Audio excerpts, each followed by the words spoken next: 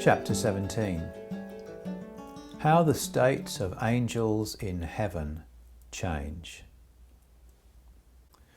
By the changes of angels' states, we mean their changes in regard to love and faith, and therefore in regard to wisdom and intelligence, to the state of their life, that is.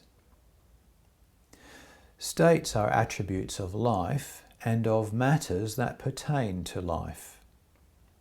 And since angelic life is a life of love and faith, and thereby of wisdom and intelligence, states are attributes of these, and we talk about states of love and faith and states of wisdom and intelligence. Now we need to describe how these states change for angels. Angels are not constantly in the same state as to love, and consequently they are not in the same state as to wisdom.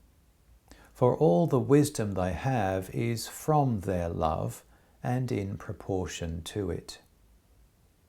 Sometimes they are in a state of intense love, sometimes in a state of love that is not intense. It decreases gradually from its most to its least intense.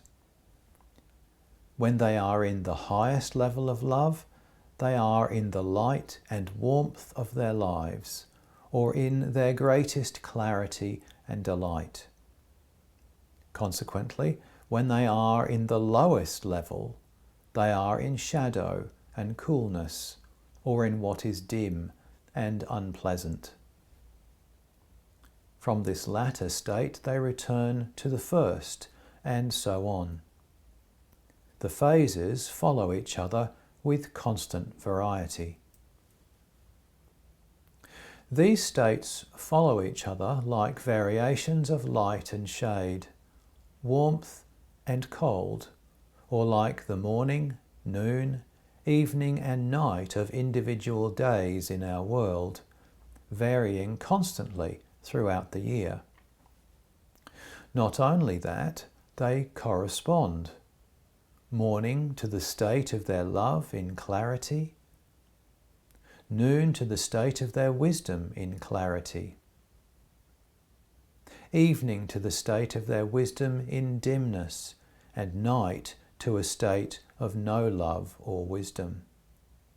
It should be known, though, that there is no correspondence of night with the states of life of people in heaven, but rather a correspondence of the half-light that comes before dawn. The correspondence of night is with people who are in hell.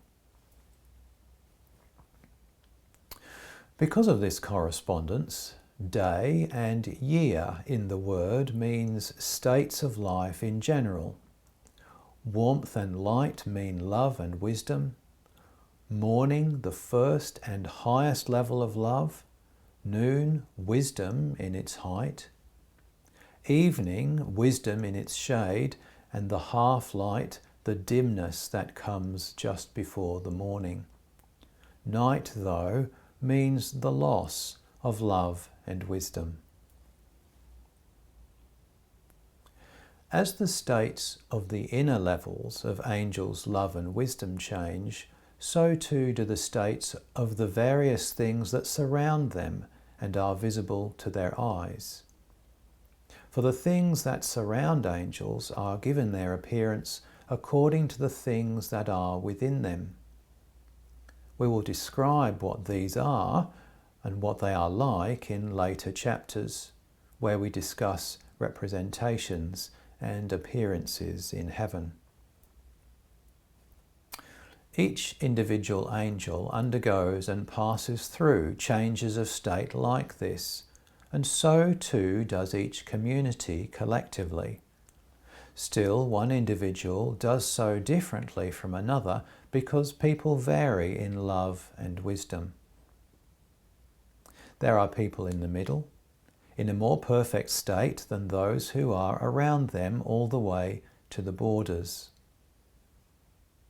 But it would take too long to recount the differences, since the quality of love and faith determines how each individual undergoes the changes. Consequently, one may be in clarity and delight when another is in dimness and discomfort, even at the same time within the same community. It happens differently in one community than in another, too, and in communities of the heavenly kingdom differently than in communities of the spiritual kingdom. Broadly speaking, the differences in their changes of state are like the variations of states of days in one climate and another on earth. There it is morning for some people, while it is evening for others, and some have warmth while others are cold, and vice versa. I have been told from heaven why changes of state like this occur. Angels have said that there are many reasons. First, the delight of the life and of heaven that angels enjoy because of the love and wisdom given them by the Lord would gradually pall if they were constantly engaged in it, the way it happens for people who are involved in pleasures and enjoyments without variety. A second reason is that angels have a sense of self or self-image just as we do, and this involves loving themselves. All the people in heaven are kept free of their sense of self, and to the extent that the Lord does keep them free, they enjoy love and wisdom. To the extent that they are not kept free, however, they are caught up in love for themselves. And since all of them do love that sense of self and carry it with them, these changes of state or successive alternations do occur.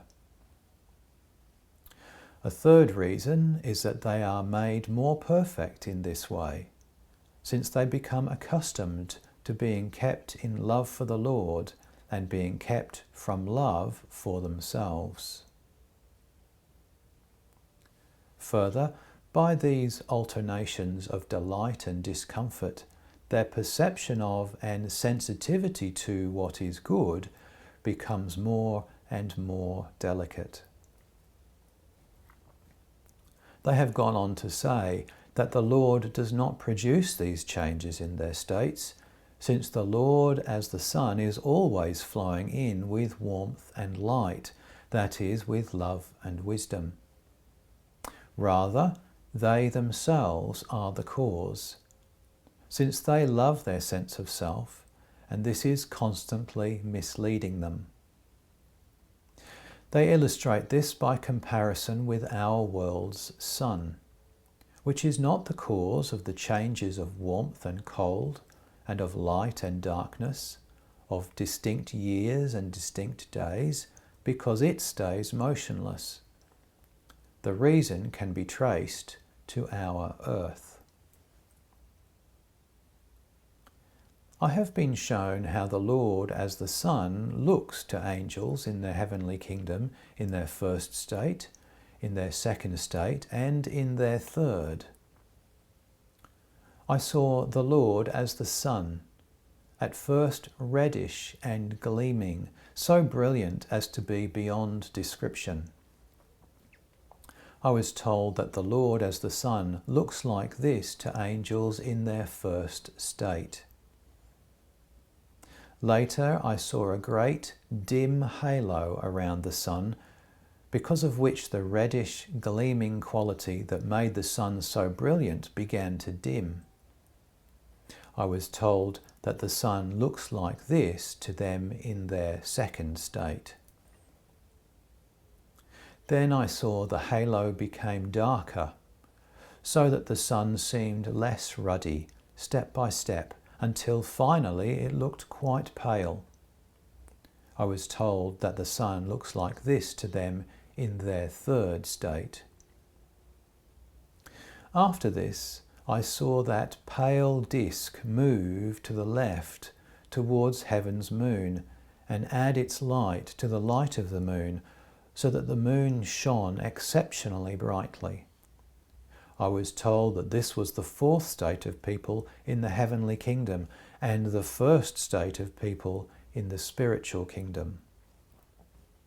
I was also told that the changes of state in each kingdom proceed alternately, not throughout, but in one community after another. I was also told that these alternations are not fixed, but happen more or less swiftly without people being aware of it.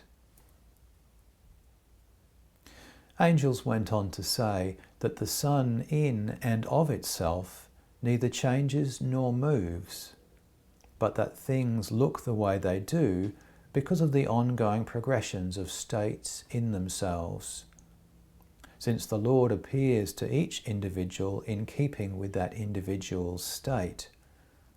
Reddish to people who are in an intense love, less ruddy and ultimately pale as their love wanes. The quality of their state is pictured by the dim halo that imposes the apparent changes of flame and light on the sun. When angels are in this last state, which is when they are involved in their sense of self, they begin to feel depressed. I have talked with them when they were in this state and witnessed their depression. They kept saying, though, that they lived in hope that they would soon return to their earlier state and be in heaven again, so to speak, since heaven for them is being kept free from their sense of self. There are also changes of state in the hells, but these will be described later when I deal with hell.